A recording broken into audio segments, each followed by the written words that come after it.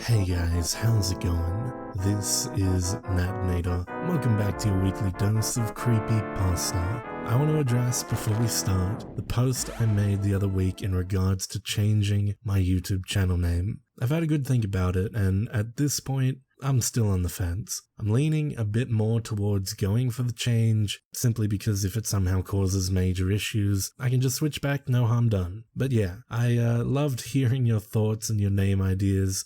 Please do let me know if you've got any more of either in the comments, and I'll continue to mull it over in the meantime. And with that out of the way, we'll get right into the story after I thank the members of the Coven over on Patreon. Shoutouts as always to the Disciples, Tiffany, Backwards D-Dog, Vera Ohio, Jelly, Jim Jambonks, Amber Lee Perry, Teddy Dog, Brooklyn Gonzalez, Patrick White, Jacob Stringfellow, Backa Puff, and Jacob Nasa. You guys are incredible, and I want to thank you from the bottom of my heart. Now, as always, turn out the lights, get comfortable, and let the story begin.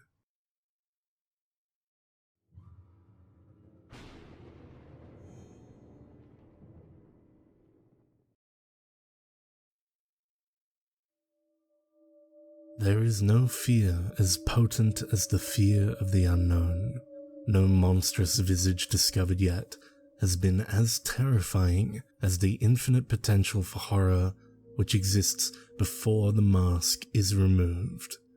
That is why we humans, in our naive misunderstanding of the universal order, are gripped by the mortal fear of death.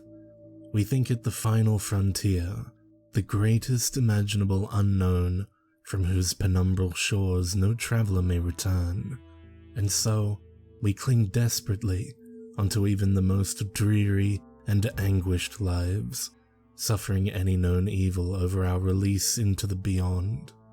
But death is not to be feared, because death is very well understood. We have witnessed it, caused it, measured and recorded it to the last dying spasm of neuronal flickering. Even as I lay dying, it seemed silly to me that I should be afraid of the emptiness which reason promised to expect. While I was alive, I wouldn't experience death, so there was no reason to be afraid now. When I was dead, I wouldn't be capable of experiencing anything, so fear still had no cause.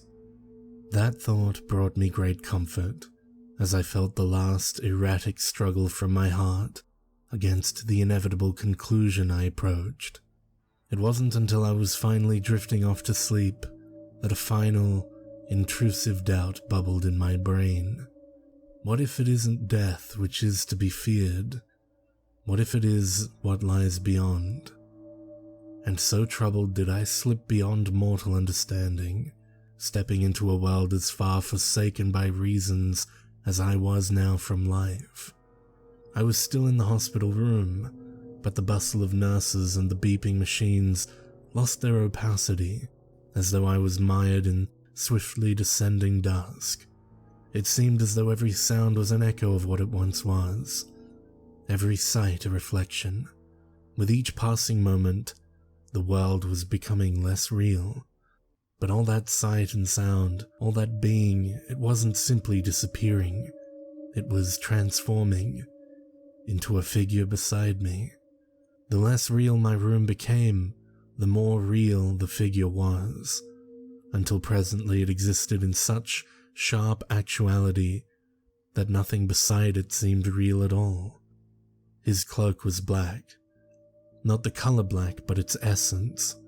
It was as though seeing a tiger after a lifetime of looking at a child's crude drawing and thinking that's all a tiger was. Reality flowed around his scythe like a brush through watercolors, and I could see each elementary particle and time itself sunder across its blade. Surely this, I thought, this is why we were taught without words to fear death. I clutched at my hospital blanket, to cower from the intensity of the Reaper's presence, but the once soft cotton now flowed like translucent mist through my hands. I knew in that moment that nothing could hide me from the spectre's grasp, for he was the only real thing in this world. "You're late." They weren't words. My head ached from the strain of this knowledge as my lateness was burned into my awareness, imparted like an inescapable law of physics as unequivocal as gravity. "We don't have time for the usual speech. Hurry now." I felt myself swept up around him like dirt in a hurricane. Before I knew what was happening, we were outside the hospital, moving at such a frenzied pace that the world around me blurred into a dizzying tunnel of flashing light. If you're lucky, it will have gotten bored of waiting for you. I had too many questions, all fighting for attention in the forefront of my brain, without any making their way out. "You're quiet. I admire that. Usually people ask too much." "What's the point?" I asked. My voice felt flat and dead compared to his overwhelming substance. How can I try to comprehend something so beyond mortal knowledge? "You can't, but it's still human nature to ask." We weren't slowing. If anything, our pace was increasing. I wasn't running or flying or anything of that nature. It was more like the rest of the world was moving around us while we stood still. A vague darkness and a heavy damp smell made me guess that we'd gone underground, but I couldn't say for sure. "One question then," I asked.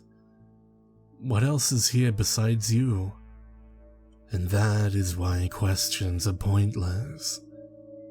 Death is not a place or a person. It is all that there is. Troubling thought, but made more so by the growling howl which began reverberating the rocks around me. We still seemed to be descending into the earth, and the air was growing warmer and denser now. The sound continued to mount, as though the world itself was suffering. "Then what is it?" "What I'm here to protect you from." The rock split from a flash of his scythe, and the ground opened further into a sprawling cavern dominated by a subterranean lake. "But I thought you said you were all there is." "No, I said death was all there is." We weren't moving any longer. Light glinted off the scythe from some unseen source and streamed into the lake like a tributary. Once inside, the light didn't reflect or dissipate, but swirled and danced like luminescent oil. "I thought you were death." "Death is not a person." The light was taking a life of its own inside the water. The still surface began to churn with the enigmatic energy. It took my scattered mind a long while to realize that I was the energy flowing into the lake. I still felt tangled up with the figure, but we now existed as a beam of light boiling into the water. I knew I wouldn't understand, but that didn't stop me from feeling frustrated. If death is all there is, then what is it? What was waiting for me? The water pressed in all around me, and I couldn't speak, although I could still draw breath somehow. "It is here."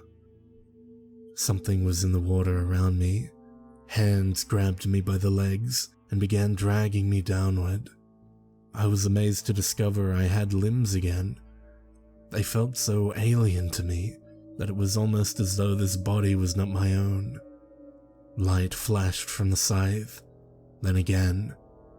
The hands let go and the howling rose once more. The Reaper was fighting something, although I couldn't make any sense of the battle except for the madness of thrashing water. The howling earth reached its crescendo, and the screams made the water around me convulse and contract like living fluid. Had the Reaper cut it?